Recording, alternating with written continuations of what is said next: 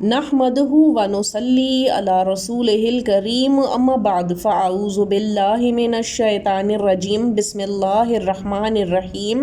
السلام علیکم معزز سامعین گرامی، لیلۃ القدر جسے حرف عام میں شب قدر بھی کہا جاتا ہے، اس میں بہت سے لوگ یوں پریشان رہتے ہیں کہ کون سی عبادتیں، نمازیں اور دعائیں کی جائیں۔ آج ہم آپ کو ایسی خاص 5 عبادتیں بتائیں گے جو کہ شب قدر میں کی جانے والی ہیں، جو کہ آپ کو بہترین اجر و ثواب پہنچائیں گی۔ لیلۃ القدر بہت بابرکت اور فضیلتوں والی رات ہے۔ قرآن پاک میں اللہ تعالیٰ کا فرمان ہے کہ لیلۃ القدر خیر من الف شہر، یہ رات 1000 مہینوں سے بڑھ کر ہے۔ اب اللہ تعالیٰ ہی جانتا ہے کہ کتنی بڑھ کر ہے، لیکن اگر صرف اندازے کے لیے 1000 مہینے ہی لگا لیے جائیں تو 1000 مہینے یعنی 83 سال اور 4 مہینے بنتے ہیں، یعنی اس ایک رات میں عبادت کرنے کا اتنے سالوں کے برابر ثواب ملتا ہے۔ شب قدر کو بالکل بھی جانے نہیں دینا چاہیے، کیونکہ حدیث مبارکہ میں بھی آتا ہے کہ جس کا مفہوم ہے جو اس رات سے محروم رہ گیا وہ ہر طرح کی خیر اور بھلائی سے محروم رہ گیا، اور اس رات سے صرف بدنصیب ہی محروم کیے جاتے ہیں۔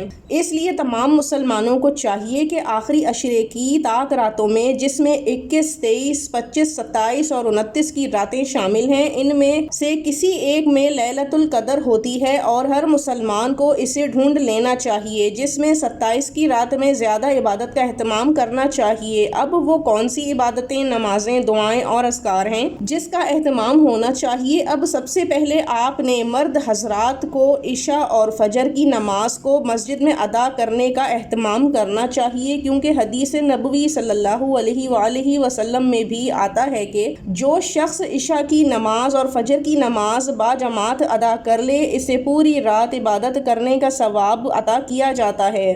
دوسرے نمبر پر اس رات میں کثرت سے نوافل نماز کا اہتمام کریں، خاص کر اوابین کے نوافل جو کہ مغرب کی نماز کے بعد 6 رکعت ادا کیے جاتے ہیں، ضرور ادا کرنے چاہیے، کیونکہ اوابین کے نوافل کی بہت فضیلت ہے۔ کیونکہ عام دنوں میں ہی اوابین کی نماز کا ثواب 12 سال عبادت کرنے جتنا ہوتا ہے، اور رمضان المبارک میں ویسے ہی نفل عبادت کا ثواب فرض جتنا ہو کر ملتا ہے، تو پھر سوچئے کہ لیلۃ القدر میں یہ کتنا زیادہ ہو کر ملے گا۔ اس کے ساتھ ہی صلاۃ التسبیح کی نماز کا اہتمام بھی ضرور کیجیے۔ یہ 4 رکعت نماز نفل ادا کیے جاتے ہیں صلاۃ التسبیح کی نیت سے، جس میں ایک خاص تسبیح پڑھی جاتی ہے۔ ہم نے باقاعدہ ایک ویڈیو صلاۃ التسبیح کے اوپر بنا رکھی ہے، جس میں اس کے ثواب، نیت سے لے کر کس طرح سے پڑھی جاتی ہے تفصیل میں موجود ہے۔ آپ چاہیں تو اسے بھی دیکھ کے صلاۃ التسبیح پڑھنا سیکھ سکتے ہیں۔ اس کے علاوہ تہجد کی نماز بھی ضرور پڑھیں، کیونکہ چاہے 8 رکعت ہو یا 12 رکعت، کیونکہ تہجد کی نماز کی بھی بے انتہا فضیلت ہے۔ اب کچھ لوگ ایسے ہیں جو کہ پوری رات جاگ لیتے ہیں اور تہجد کے وقت سو جاتے ہیں،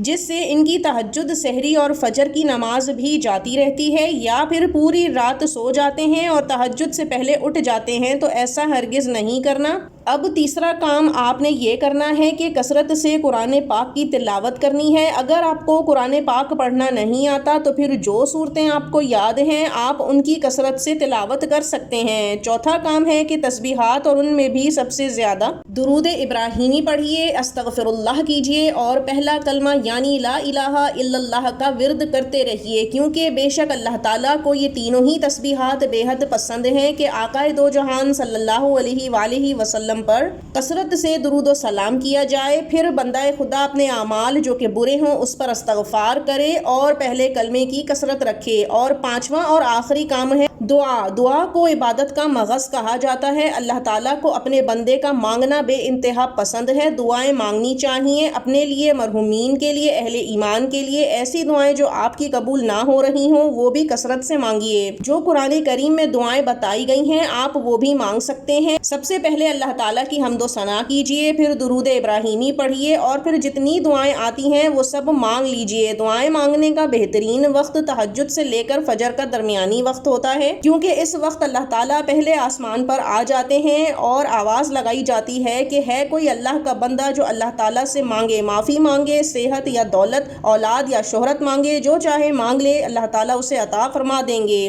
تو دعا ضرور مانگیے۔ یہ وہ 5 کام ہیں جو لیلۃ القدر میں لازمی کرنے چاہیے۔ قربانیاں ضرور کیجیے اور یاد رکھیے کہ اس رات کو ضائع ہرگز نہیں کرنا۔ صرف جاگ کر تھوڑی سی عبادت، پھر باتیں، کھانا پینا، ہنسی مذاق وغیرہ سے اس رات کی فضیلت حاصل نہیں ہوتی۔ اپنا ہر ایک لمحہ اللہ تعالیٰ کی عبادت میں لگائیے، اللہ تعالیٰ کی خوشنودی حاصل کرنے اور مغفرت کے لیے گزاریے، تو لیلۃ القدر آپ کو پوری طرح حاصل ہوگی۔ اللہ تعالیٰ سے دعا کرتے ہیں کہ ہر ایک کو لیلۃ القدر کی رات کو پانا نصیب فرمائے، آمین۔ اب ہمیں اجازت دیجیے، وآخر الدعوانا ان الحمد للہ رب العالمین۔ اللہ حافظ۔